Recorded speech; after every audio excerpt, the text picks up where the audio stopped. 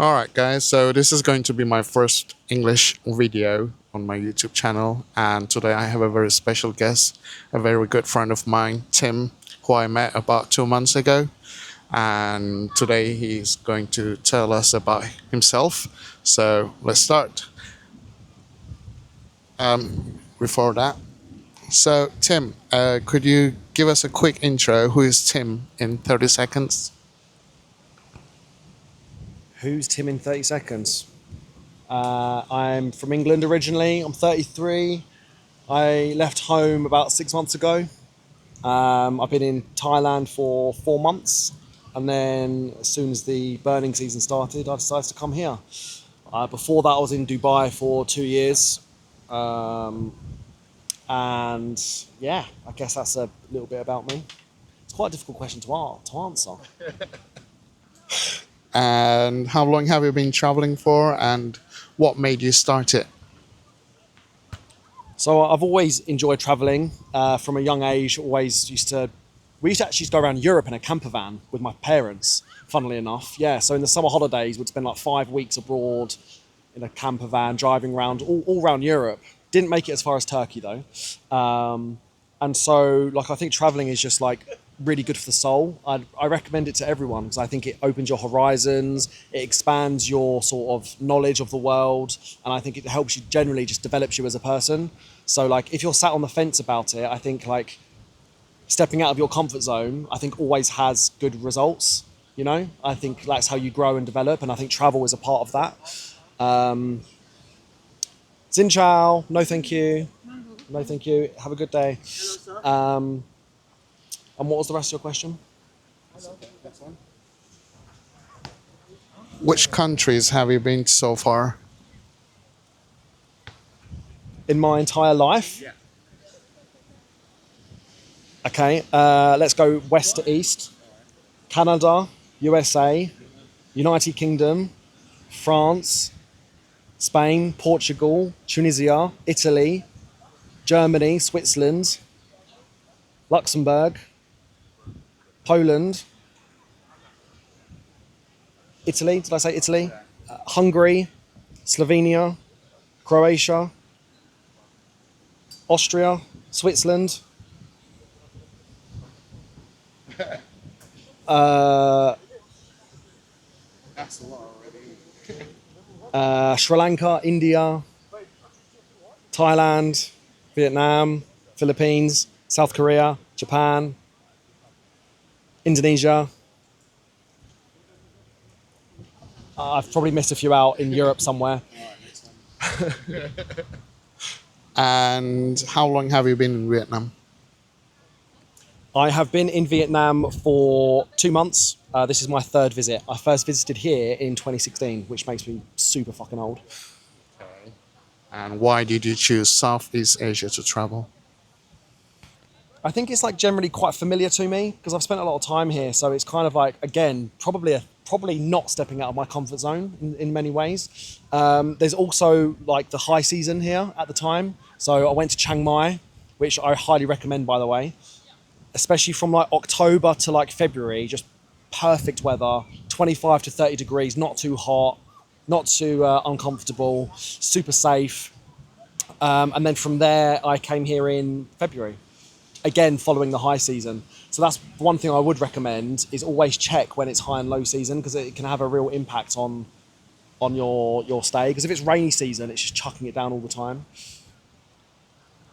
How long are you planning to stay here? Unfortunately, all good things must come to an end. And I haven't actually been working since September. So I am going to go back into work probably beginning of June. I'm looking at remote jobs, which I guess we can get into, but I don't want to go back to the London life, grinding the 9 to 5. I'm thinking of doing a fully remote role where I can work UK hours, but base myself elsewhere. What was your first impression when you arrived in Vietnam? Great question, because I was in Thailand, in Chiang Mai, as I mentioned, and there is so unique. It's like a little village in many ways. It's there's no ocean. It's just it's in a valley, right? So if you think of the energy that creates, it's like very community driven, extremely safe. Everyone kind of knows everyone. It's more compact, more tight, a bit more, if you had to describe its personality, it's a bit more reserved. And then coming to Vietnam, the ocean energy just transforms things, so it's more extroverted. It's a bit more dynamic, more energy, which comes with its pros and its cons. You know, it's a bit more of a confident energy, I would say. There's obviously a beach as well, which changes things. The people, look, the Vietnamese people have been through a lot within living memory, and I think sometimes that can come through. Like they've been through a lot of trauma, but generally speaking, they're really friendly. You do have to watch out a little bit more in terms of safety. It's safer than London, but it's just got that slight more edge to it than somewhere like Chiang Mai. But in terms of, I think, cities with a beach, when you look around the world, they're always fantastic places. Miami, Rio, Tel Aviv, they've always got like a real something about them. And it's the same here. A city with a beach, I think, is really unique and definitely worth exploring. What do you like most and least about Vietnam? What do I like most? I love the prices. I like the weather. I like the beach. They're extremely patriotic, which I like. A nice unified country, unlike the UK, where you're not allowed to do that because you get called a racist. The food's good. You can eat healthy here. There's lots to do. They have a good fitness culture, especially here in Da Nang. It's well located. Like if you want to travel to other parts of Asia, you can get to the Philippines. Isn't too far. You can do sort of weekend trips quite easily, or maybe like long weekend trips. What don't I like about Vietnam? I mean, look, like the rest of Asia, it has its high season and low season. So we're experiencing it now. And we think, oh, it's great, it's going to be like this all the time. But like anywhere, it has its bad weather, you know, when it's chucking it down with rain all the time. What else don't I like about it? I haven't been here long enough to really form an opinion, a negative one anyway. So How would you compare Thailand to Vietnam or Vietnam to Thailand? I think Vietnam, they're slightly more polite and a bit more friendly. It's a bit like they're a bit more geared up for tourists. Vietnamese are a bit more on their hustle. So that means they're more money driven, you know, and you've got to watch out a little bit more because if they can hustle you, they will. It's not necessarily a bad thing because you get that in every country, but that's one thing I noticed. The food in Thailand's better, generally, although Vietnamese food isn't that bad. Although if you're looking to like invest or look at business opportunities, I think Vietnam is a good place to be. I think it's got more upsides, more opportunity than Thailand. I guess that's it. That's a short answer.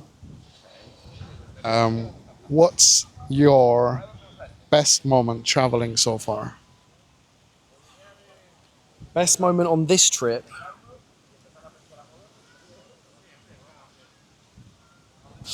It's difficult because in Chiang Mai I was in Da Nang. I've been like looking for jobs and spending a lot of my time at home, so I have less stories to tell because I've been more focused. So I guess most of it would be in Chiang Mai where I was like visiting waterfalls. I love a good waterfall. I think they just give me so much energy, like fresh water.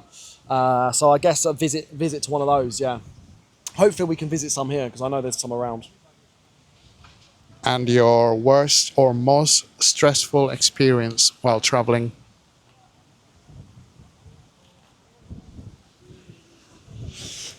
Yeah, both were in Sri Lanka, two separate occasions.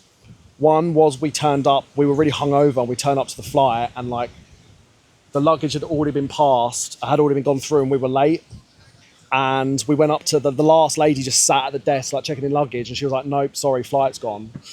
And I was kind of like, oh, fuck's sake, we're going to have to like book another one. But my friend like refused to give up. I was severely hungover. I think he was less so. And so we went into some like chief of police, like commissioner's office attached to the airport. like walked into his office. He was in he had like a huge desk, like a big like military uniform, and we basically like begged him to like let us through. Eventually he said yes, and yeah, that we made the flight, but only by the skin of our. We were sprinting through the airport, hungover, sprinting for what felt like kilometres and kilometres, sweating with our rucksacks on, sweating, trying to get onto this flight. It was horrible. And then the second time was trying to get into Sri Lanka, and that was because I misspelt my name like by like one thing. It was like a not capital when it should have been, because I have a double-barreled name. And this absolute power-hungry guy who's got you by the balls because he knows that you need to be nice to him, otherwise he won't let you in. And he was on some massive power trip.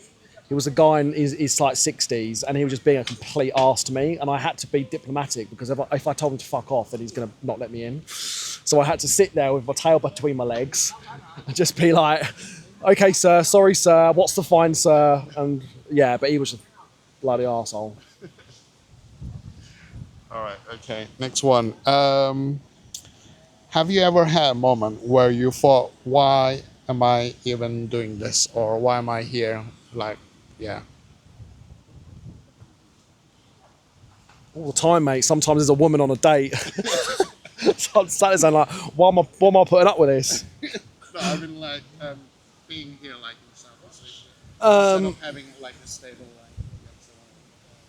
No, I never have those thoughts actually, because I know what the rat race entails. And like, look, I'm not in a desperate situation or financially stressed or anything like that, so that kind of gives me peace of mind. But I think things could be different. I'm thankful to God that I'm blessed not to have to worry so much.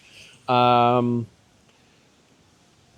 when you've experienced wintertime in London, then you'll know what I mean. All right. What's something travel has changed about you? I think being British and being growing up in England, a lot of people assume that the world kind of revolves around them or around the English. I think we have this collective kind of exceptionalism where we assume that the cultures we are the center of the culture, and like things like revolve around us. And I don't think it's our fault. I think it's kind of I think that's kind of a historical and cultural thing that makes people like that. And I think that can sometimes spill over in the way English people can behave, especially when they're in foreign countries. For example, football hooliganism, right? You know, we have a bad reputation. And when we go abroad, we can often misbehave, and people often see us in that the wrong way. But you've got to remember that's such a small percentage of people, you know, and like, generally speaking, it makes you reflect on British culture. So we're a very polite culture. We know how to form a queue. We don't just barge our way to the front. We have what we would consider civilized society. We are polite and respectful. We say please and thank you. If someone lets us go, if someone lets you go and you're driving, you flash them. You wave. You say thank you. We are very tolerant. And the point I'm making is that when you travel abroad, you actually look at other cultures for their pros and their cons, and then you also assess your own culture for the pros and the cons, and you realise that actually we have nuances and things that we kind of take for granted. I haven't finished. One more thing. Also our food. So like, British food is not seen as being very nice, but like when you go abroad, it makes you realise we do have good food, and you need to visit the UK to actually try a Sunday roast, try a full English breakfast, try a shepherd's pie, cottage pie, and then come and tell me it's disgusting, okay? Then we can have a conversation. But until you actually go there and experience it, yeah. All right. What do people usually get wrong about you as a traveler?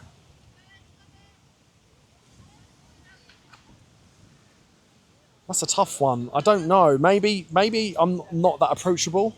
Maybe some people think I'm maybe a bit too stern or have like a resting bitch face. You know, like the Russians when they're like super. So maybe that. Maybe I'm more difficult to approach. And but then again, I'm usually the one that goes to talk to people because I don't think people would approach me generally. So I just go and talk to anyone, absolutely anyone. Where's the woman on the beach selling stuff?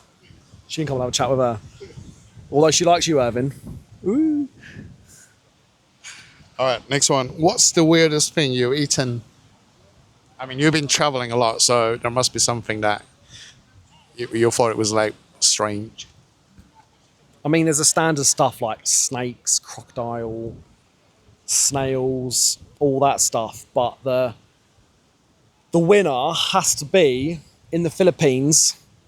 There's a delicacy, and it's basically a fertilized egg that is becoming an embryo, and you can pick different. You can pick either like I think it's like a 16-day or 21-day, and depending on how long it's been fertilized, it's like the maturity of the taste. So like the longer it goes along, you get like more of a chickeny taste rather than an egg taste. So you're basically eating an embryo, and you get the egg, and they dip like vinegar and salt in it, and then you're basically eating embryo. So that's pretty messed up. Filipino food generally, just avoid. Beautiful country, terrible food. Have you had any crazy or funny situations with locals? Do you want the PG version, or do you want the adult version? PG version, okay. What do you mean funny? I don't know, like something that you had when you were traveling.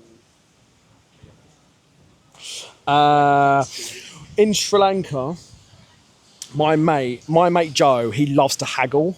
He's half Malaysian. Like his dad is like an Asian guy. He loves any kind of haggling, any kind of like negotiation. He just absolutely loves. And the tuk-tuk drivers, right? They charge you about, let's just say, $1. Maybe not even that to get somewhere. But after every trip, he would always try to negotiate with them. And then one night after a night out, it was like 3 a.m. We get out of the tuk-tuk, and he's like trying to negotiate like 20p. Let's just say 20 cents. That's what. And the guy, he basically, my mate pushes it too far, and he's trying to haggle him. And the guy picks up a rock.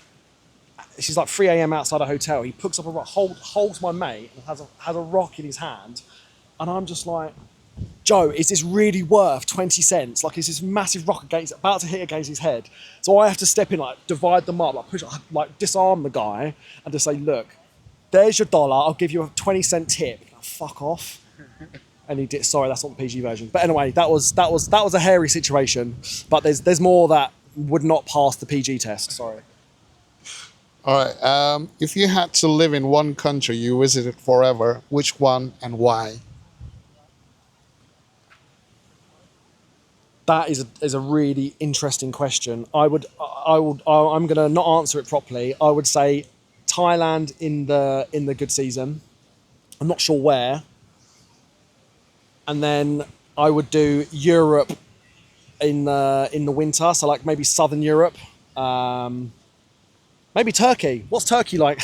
What's Turkey like in the winter? It's still cold, isn't it? Yeah. I mean, is it English cold or Turkish cold for you? Is like 20 degrees, isn't it?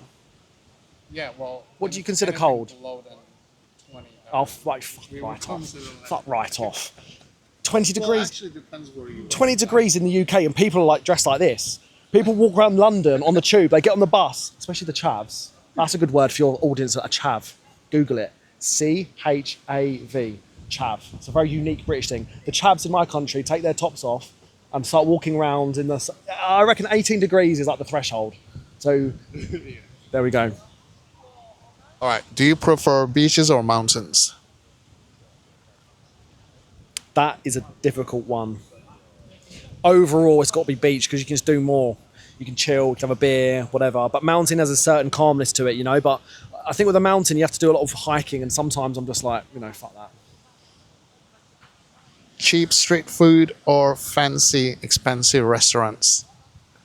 Street food for the win. Well, all right. Well, thank you, Tim, for doing this with me. I'm so happy for you to take part in this. How do you say thank you in Turkish? You can say teşekkürler. Huh? Teşekkürler. One more time. Teşekkürler. Teşekkürler. Teşekkürler. Teşekkürler. Teşekkürler. Teşekkürler. Teşekkürler. All right. Bye, Tim. All right. Bye-bye. Bye.